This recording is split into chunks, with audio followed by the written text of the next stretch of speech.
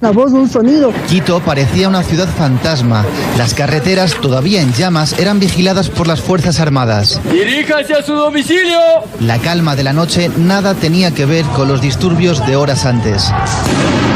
A pesar de que el movimiento indígena aceptara dialogar con el presidente, la violencia no ha cesado.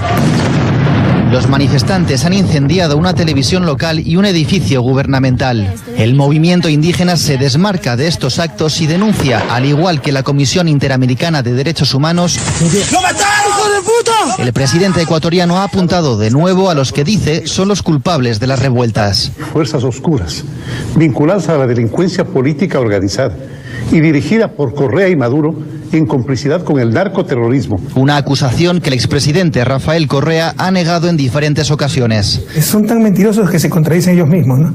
Decían que el correísmo estaba aniquilado, destruido. Ahora soy tan poderoso que desde Bruselas con un iPhone puedo dirigir manifestaciones a lo largo y ancho del país. Bien, ¿significa que este acuerdo que haya todo quedado solucionado? Pues habrá que ver. Sin embargo, en una semana en Ecuador se ha pasado del abajo el paquetazo, afuera Lenín Moreno. El presidente, sea como fuere, sea lo que pase, ya quedó tocado y advertido. Se acabaron las indulgencias para el gobierno de Lenín Moreno, que se endeudó tocando las puertas de un fondo que presta dinero con garrote y exigencias sin que el ecuatoriano del común sienta los beneficios de esa nueva inyección de dinero en la economía que supera los 4.000 millones de dólares. Más bien ha sido lo contrario. El paquete de medidas que adoptó Moreno y que incluye el desmonte de subsidios a los precios de los combustibles en un país cuyo principal producto de exportación es precisamente el petróleo, hace incomprensible que los precios aumenten de la noche a la mañana en un 131% bajo el pretexto de que existen mafias que se lucran con la venta de combustible barato. Es verdad que Ecuador es el socio más pequeño de la Organización de Países Exportadores OPEP, pero socio al fin y al cabo. Por eso la población cree que la existencia de subsidios a un producto exportable es apenas comprensible. ¿Por qué pagar a precios internacionales algo que se extrae de la tierra ecuatoriana y que, es más, se vende al exterior? La respuesta puede estar en el hecho de que Ecuador, pese a ser país productor y exportador, tiene deficiencias en el abastecimiento de derivados del petróleo, como la gasolina, que sigue siendo el motor que pone en movimiento no solo a esta nación, sino al mundo entero. En julio de este mismo año, el Ministerio de Energía y Recursos Naturales No Renovables presentaba con optimismo el panorama de la producción de crudo. Decía en este momento Carlos Pérez que la producción de crudo había llegado a 539.000 barriles por día y sacaba pecho del aumento en la producción gracias al aumento también en la producción de los campos ITT, Sacha, Suchifundi y Auca y Edén Yuturi, operados por la empresa pública Petroamazonas, varios de esos campos puestos a tono por el gobierno anterior de Rafael Correa.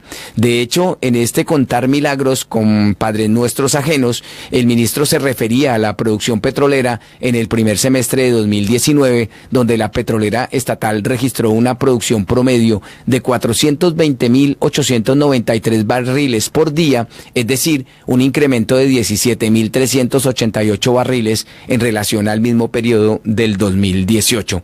En un comunicado firmado por él y el gerente general de Petroamazonas, Alex Gamarra, consideraban que, leo textualmente un cable de prensa emitido por la agencia EFE, estos resultados positivos se deben a un adecuado manejo del presupuesto, incremento de la inversión privada y nuevas campañas de perforación que permiten mantener e incrementar la producción en el primer semestre del año. Cierro comillas. Quizá en el mismo comunicado se encuentre la razón del caos que se vive actualmente, la desmedida participación del sector privado que no entiende de subsidios e incluso los fuertes rumores de venta de su principal inventario económico, la estatal Petroecuador, ponen de manifiesto que el perfil del manejo que Lenín Moreno le ha dado a este sector es totalmente distinto al que le dio su antecesor Rafael Correa. En el comunicado al que hago referencia, se habla del aumento de la producción para 2021 a 580.000 barriles de petróleo al día.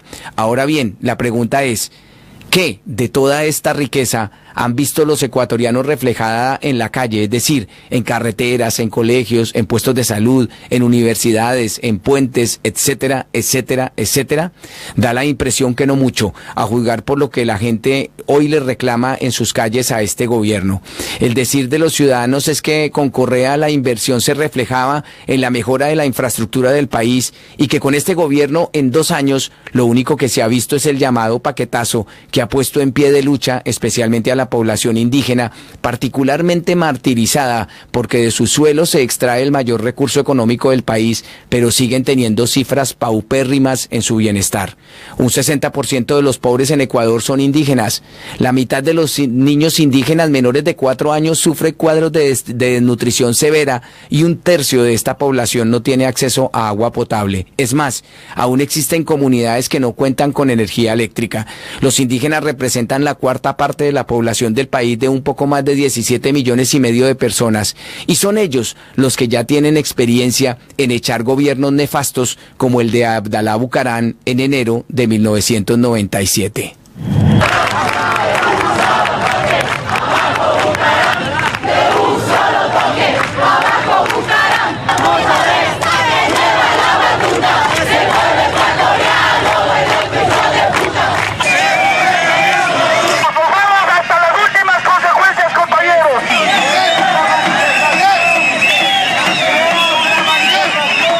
Y miren por dónde fue precisamente el aumento de los precios del gas y las tarifas eléctricas lo que sellaría la salida del poder de Abdalá Bucaram. De nada le sirvió al hombre del bigotico hitleriano dar marcha atrás porque el pueblo ya le respiraba en la nuca. Reconsideramos en un 25% la elevación de las tarifas eléctricas. Bajamos a 7.000 sucres el valor del cilindro de gas. Estamos en la antesala de un enfrentamiento peligrosísimo que debemos evitar. Que en caso de que se intente romper el orden constitucional, asumiré todas las atribuciones de protección.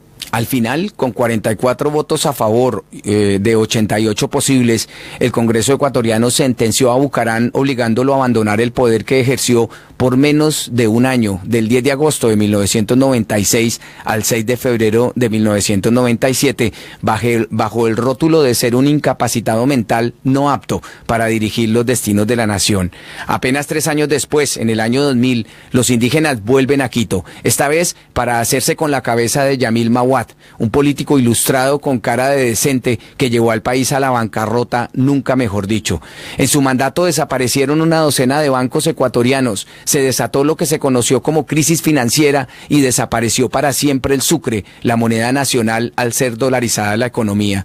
Nada más llegar al poder, Mahuad realizó una serie de reformas que significaron un duro golpe para la economía de los ciudadanos, mientras salvaba a la banca a través del rescate financiero en lo que se conoció como el feriado bancario. Los factores de mayor relevancia de la crisis financiera en el Ecuador en aquella época fueron básicamente 3. Los libros de historia cuentan que el primero se le puede atribuir al fenómeno del Niño, el segundo a la crisis financiera internacional y el tercero, y que sentenció la suerte de Mahuad al frente del poder, fue el manejo de las políticas económicas que se centró en evitar la quiebra de los bancos y en privilegiar exclusivamente el pago de servicios de la deuda externa e interna. El efecto ya todos lo conocen. Fue peor la cura que la enfermedad porque la economía se hundió, el deterioro de las condiciones de vida de la gente se evidenció, miles de ecuatorianos tuvieron que abandonar el país y Ecuador entró en una profunda recesión, aumentando las tasas de desempleo y de pobreza. La Constitución de 1998 en la nota transitoria 42 especificaba lo siguiente, abro comillas, hasta que el Estado cuente con instrumentos legales adecuados para enfrentar la crisis financiera y por el plazo no mayor de 2 años contados a partir de la vigencia de esta Constitución, el Banco Central del Ecuador podrá otorgar créditos de estabilidad y de solvencia a las instituciones financieras.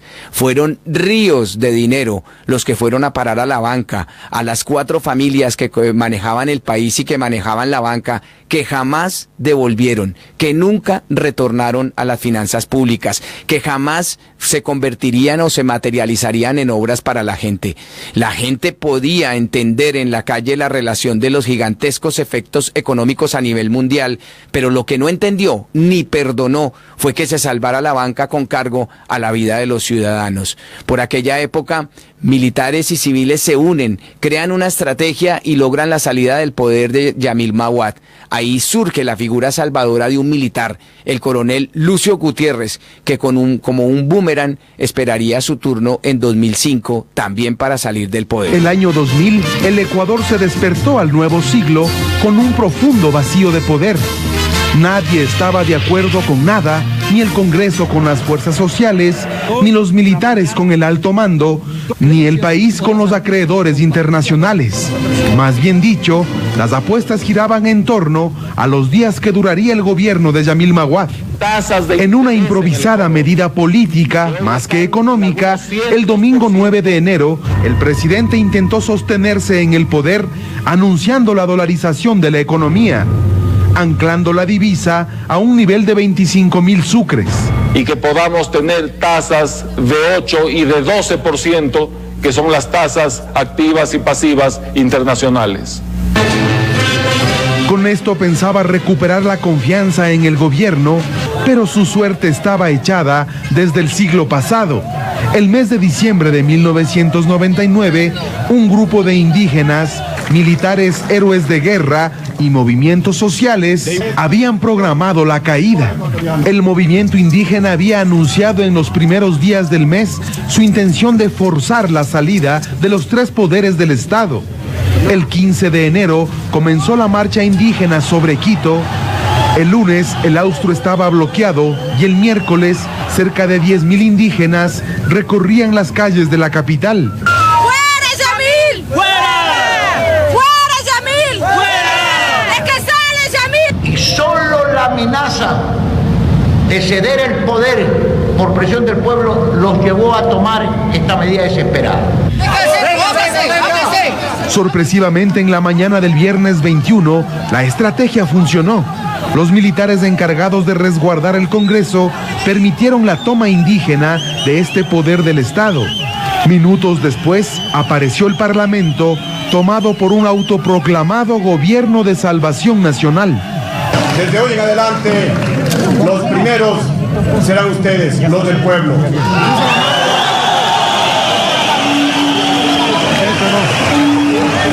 Y los que siempre se han beneficiado del pueblo, hoy es su deber patriótico, hoy es su deber histórico de desprenderse de lo que han adquirido en buena o en mala forma y apoyar a esta decisión del pueblo ecuatoriano. Así terminó el gobierno de Maguad, defenestrado en un nuevo golpe, esta vez civil y militar. Bien, y es cuando entonces los ecuatorianos empiezan a ver, escuchar y hacer pública la figura del coronel Lucio Edwin Gutiérrez Barbúa. Lucio Gutiérrez pues gobernó desde el 15 de enero del 2003 hasta el 20 de abril del 2005. Fue lo que se llamó la rebelión de los forajidos, un movimiento golpista civil posteriormente respaldado por el Comando Conjunto de las Fuerzas Militares, el que tuvo lugar el 13 de abril al 20 de abril del 2005 en Quito, Ecuador, y que derrocó al gobierno de Lucio Gutiérrez y lo sustituyó por Alfredo Palacio, que se había desempeñado como vicepresidente de Gutiérrez. La misma movimiento estuvo liderado por la población de Quito, de la clase media, que se mantuvo con el apoyo de varios sectores en las calles protestando contra el gobierno de Gutiérrez, buscando su sustitución por un nuevo gobierno. Así las cosas, y en medio de esta convulsión, pues la historia nos dice que la situación de estabilidad o inestabilidad, mejor, de Ecuador en relación con los presidentes que terminan haciendo lo contrario a lo que se comprometen a hacer, pues no es absolutamente nada benigna. Por el contrario, son los indígenas los que siempre han tenido la batuta a la hora de decidir quién se mantiene y quién no. Luego viene el gobierno de Rafael Correa, en un estado también de inestabilidad como el que hemos conocido a lo largo de este conteo de la historia. Pues viene el gobierno de Rafael Correa, quizá el gobierno más estable que se ha tenido en esta última época, y que pues abandonó el poder, dejó el poder por la vía natural, que se separó de la pretensión de ser candidato a la presidencia, y que se dio el testigo precisamente a quien rige hoy los destinos del país, al que era su vicepresidente Lenín Moreno. Lenín Moreno